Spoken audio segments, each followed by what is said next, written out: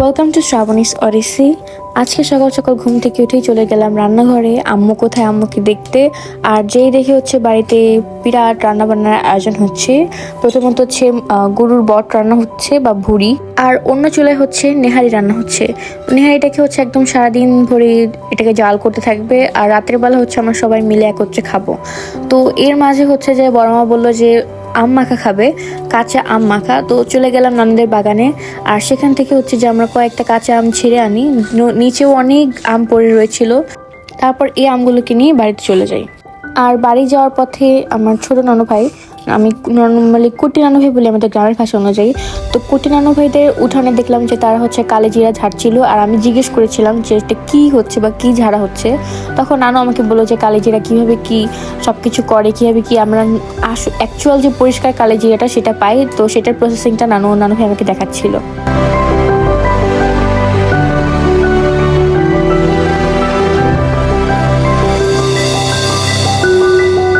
তারপর দুপুরে সবার সাথে একত্রে খেতে বসি, আমাদের পরিবারের প্রত্যেকে সবাই একসাথে খেতে বসি। যদিও একসাথে খাওয়ার সময় আর কি মানুষ হয়ে ওঠে না, কারণ অনেক অনেক মানুষ। তারপর হচ্ছে খাওয়া দাওয়া শেষে আমরা আবারও ঘুরতে বের হয়ে যাই। আমরা কাজিনসরা মিলে ঘুরতে বলতে হচ্ছে যে আমরা আশপাশের চকে বা খেতে বা ফসলের জমিতে আমরা ঘুরতে চলে যাই। আবার হচ্ছে বাড়িতে আন্টি উঠেছিল, আম্মুর বান্ধবী। তো আন্টির সাথে হচ্ছে যে সামনে রাস্তা পর্যন্ত আর কি হেঁটে চলে আন্টি আর আম্মুরা চলে যায়। আর আমি হচ্ছে ওদিক থেকে আমার একটা খালামণির বাড়িতে গিয়েছিলাম, মানে বলে আমার একটা নানুর বাসা, কিন্তু ওখানে আমি মেনলি যাই খালামণির জন্যই। ছোটোবেলা থেকে ওই খালামণির সাথেই আমার যত খেলাধুলা সব কিছু আমার ওই খালামণির সাথেই ছিল। তো এই যে হচ্ছে যে আমার রাশি নানু, যাদের বাড়িতে আপনারা দেখেন আমরা প্রায় ঘুমোতে যাই, তো এই রাশি নানুরই হচ্ছে বোনের বাড়িতে যাচ্ছিলাম আমি। তো রাশি নানুর সাথেই যাচ্ছিলাম। আর গ্রাম মানে আসলে প্রকৃতি এত সুন্দর। অনেক বেশি গরম থাকলেও কিন্তু একদম ঘামিয়ে যাওয়ার মতো গরম ছিল না, মানে খুব একটা গরম লাগছিল না।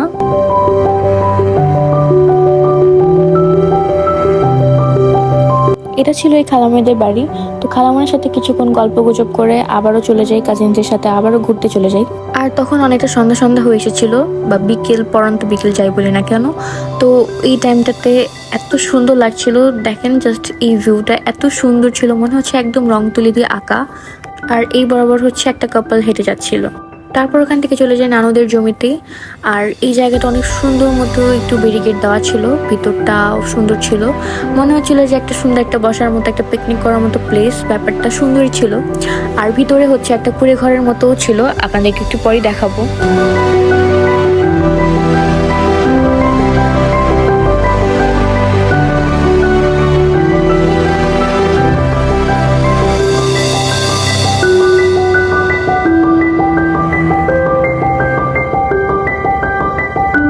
আর এই যে হচ্ছে সেই কুঁড়ে ঘরটা, এটা অনেকটা দেখতে কুঁড়ে ঘরের মতো হলেও ভিতরে কিন্তু একটা মানুষ থাকে, বা আমাদের গ্রামে যাকে বলা হয় কৃষাণ বা কৃষক, উনি হয়তো বা থাকে, যে হচ্ছে এই জমিটার দেখভাল করে, হয়তো বা আমি শিওর না। আর এখানে ছিল অনেক অনেক কুমড়ো, আশপাশে হচ্ছে কুমড়ো হয়েছিল, যে যেমন আমি ভিতরতে দেখাচ্ছি, এখানে একটা মানুষ থাকে এবং তার প্রয়োজনীয় যাবতীয় সে টুকটাক সব কিছু এখানে এনে রেখেছিল। আমার কাছে আসলে গ্রাম মানেই সৌন্দর্য। এই যে এত সুন্দর প্রাকৃতিক দৃশ্য, সব কিছু এত সুন্দর মতো সাজানো গোছানো ছিল, এরকম রং তুলি দিয়ে আঁকার মতো ছিল। এই জিনিসটা কিন্তু আমরা শহরে কখনোই দেখতে পাই না। আর এই সব মনোমুগ্ধকর দৃশ্যগুলোই আমরা আমাদের গ্রামে এসে দেখতে পারি। তো যাদের গ্রাম নেই, বা যারা একদম স্থানীয় ঢাকায়, আমি মনে করি তারা একটুখানি হলেও একটু দুর্ভাগ্য। কারণ তারা এই বছর শেষে বা আমরা যখন সামার ভ্যাকেশন পাই, তখন তারা এইরকম সুন্দর দৃশ্য উপভোগ করার জন্য নিজেদের গ্রামের বাড়িতে যেতে পারে না।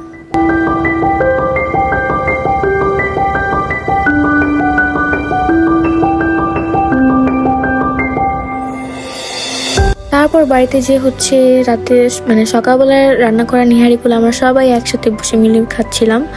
আর পার্সোনালি নিহারি আমার অতটা পছন্দ না, তাই রাতের বেলা কাজিনসরা মিলে পপকর্ন, ফ্রেঞ্চ ফ্রাই, তারপর নুডলস এগুলো রান্না করে আমরা খাওয়া দাওয়া করি আর গল্প গুজব তো করি।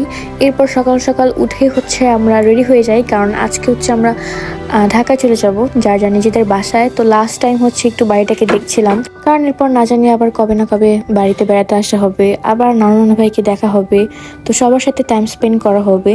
এই সবার সাথে একসাথে মানে মিলে কাটানো সময়গুলোকে অনেক অনেক মিস করব আবারও। তো আজকের মতো এই ভিডিওটি এই পর্যন্তই ছিল। Thanks for watching.